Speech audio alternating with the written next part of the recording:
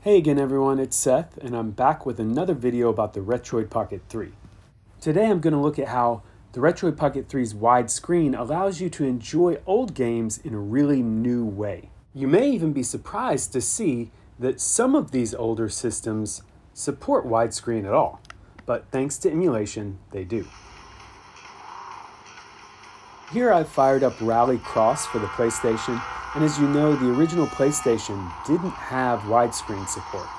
But thanks to the DuckStation emulator, which I'm using on the Retroid Pocket 3, it has widescreen hacks, which allow a lot of these old games, certainly most of the 3D ones, to play in true widescreen. Now what that means is, unlike a stretched image, these games are actually rendering additional detail. In other words, you're getting a bigger field of view than you would have on the original PlayStation. And I think that's really cool.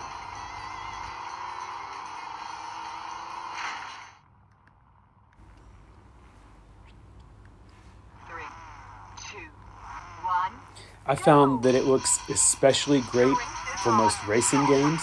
And by the way, I'm also rendering these at 2x native resolution. But having a wider field of view in a racing game just makes it feel much more immersive, which you can see here in one of my favorites, Rage Racer.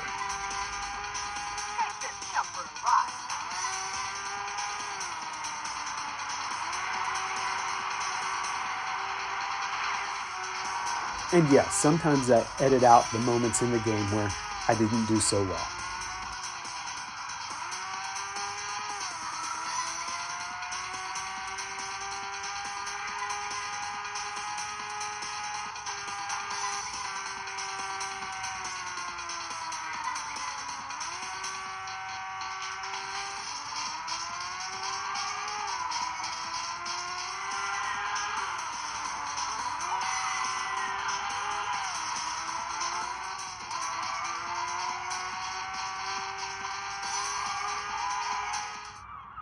Now, in some games, things don't render perfectly.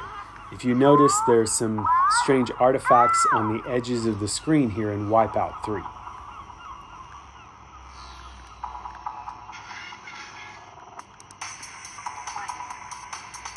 So that's the sort of thing you'll just have to check on game by game and decide whether it's worth it to you to get to play them in widescreen.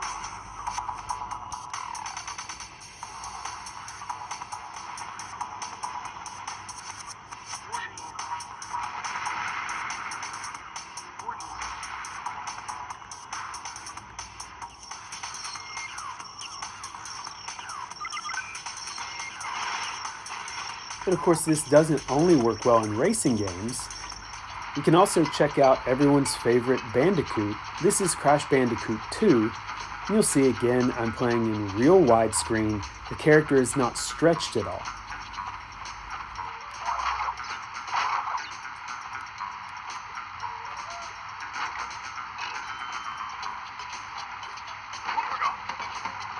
And I'll pause here to show you just how different it would be if it were stretched. Take a look at those two mushrooms. Now I'll turn off widescreen hacks in DuckStation.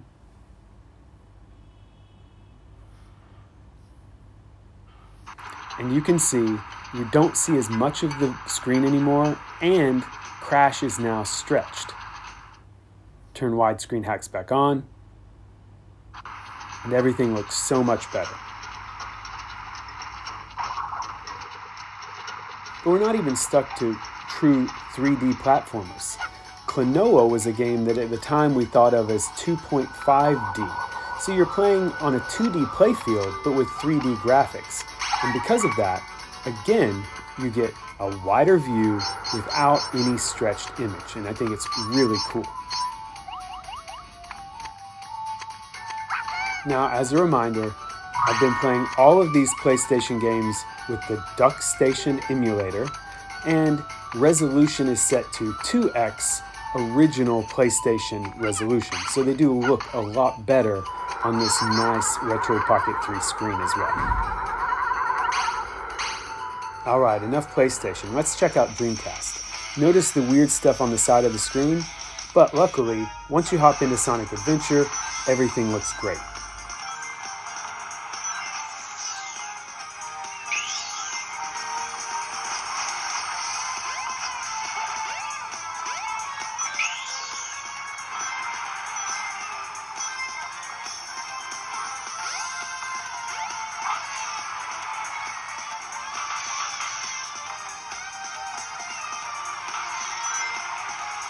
Several people in the comments on my videos have asked about Sonic Adventure, so here you go.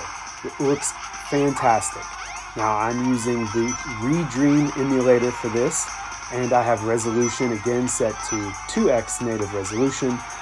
It makes Dreamcast games look fantastic, far better than they ever did originally. However, if you want 2x resolution in Redream, you do have to donate and get the full version, but you can get that for as little as a $6 donation. I think it's totally worth it.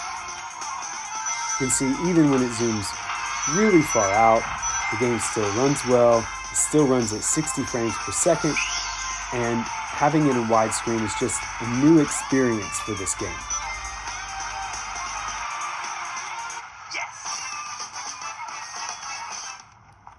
What about role-playing games? Well, this is one of my favorite role-playing games of all time, Skies of Arcadia on the Dreamcast. I absolutely love this one. Take a look at it running in widescreen, which you've never been able to do on the original Dreamcast.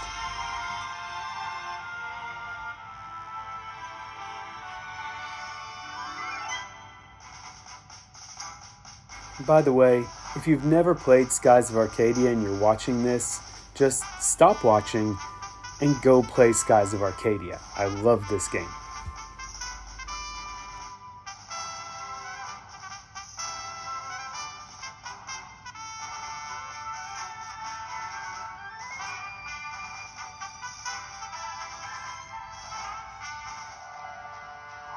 I really think the Dreamcast in general came at a great time where the 3D models in the games were good enough that once we upscale them or increase the resolution, they still look really nice compared to something like the PlayStation.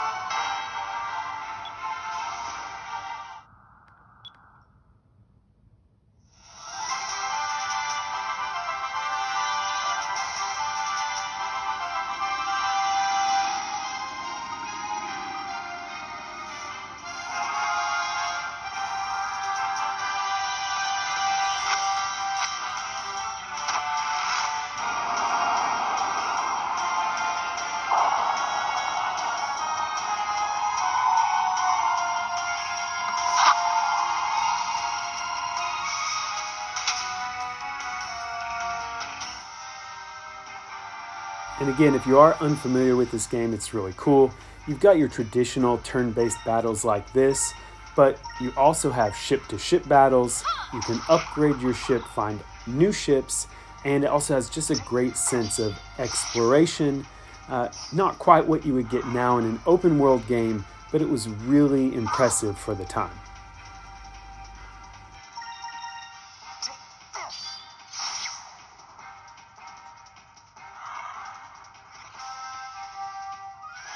And of course, we should also check out a racing game on Dreamcast. Ladies and gentlemen, start your engines. Now, sadly, although this one looks really great in widescreen, that doesn't help it play any better. This is not one of the best versions of Daytona USA. I find that whatever they've done, they really messed up the controls of the game. It's just really jumpy. The car is hard to control. But I got to admit, it looks great.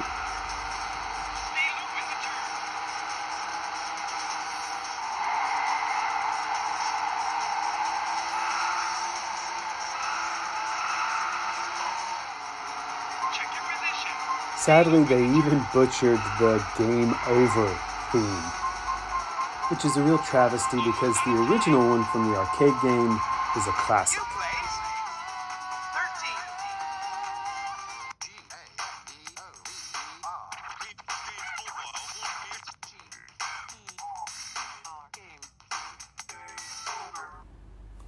13. And the way you turn on widescreen in Redream is just go in here to the menu, edit cheats, and widescreen. Now, if you were paying attention at the beginning of the video, you should have noticed that I had the Super NES on the screen. And this might come as a shock to some of you, but yeah, sometimes you can even play Super Nintendo games in widescreen. A few games have had widescreen made possible thanks to hacks by really talented developers. This is one of those. Super Mario World has a hack that lets you play the full game in widescreen, everything from the levels, their playing fields, to the overworld map has been modified to run in widescreen. And I've got to say, as someone who played this game as a kid, this is awesome. Now, if you want to play any Super NES games in widescreen, you will first want to get the BSNES-HD-BETA core for RetroArch. That's what's going to enable this to be possible.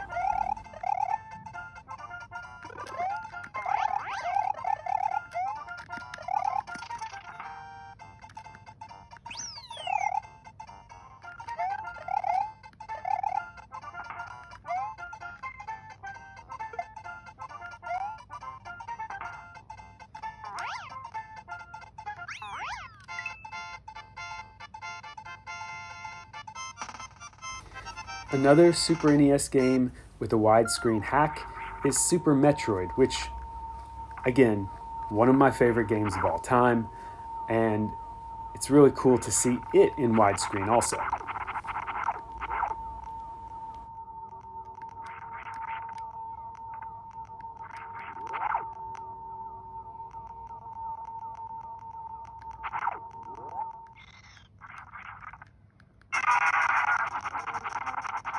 However, just because this was one of my favorites, unfortunately doesn't mean I'm still very good at it, so forgive my poor job at fighting Ridley.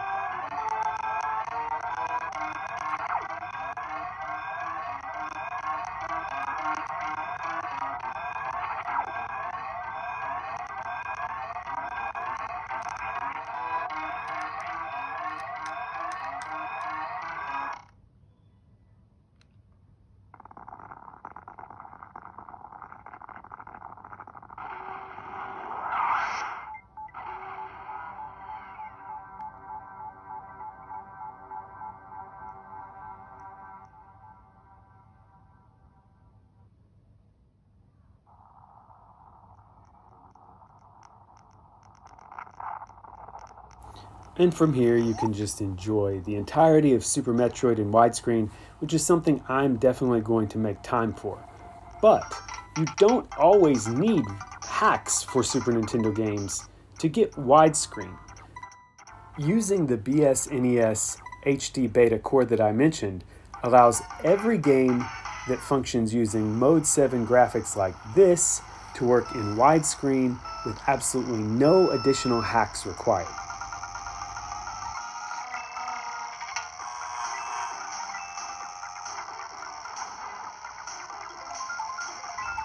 I never realized how much I would enjoy getting to see the original Mario Kart in widescreen, but I gotta be honest, it's great. It's just a lot of fun to play it this way.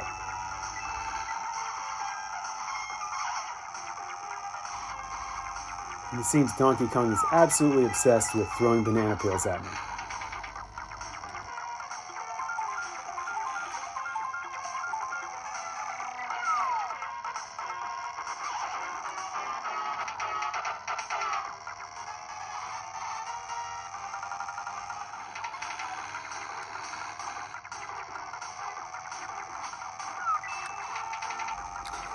And of course, you don't only have to play Mario Kart.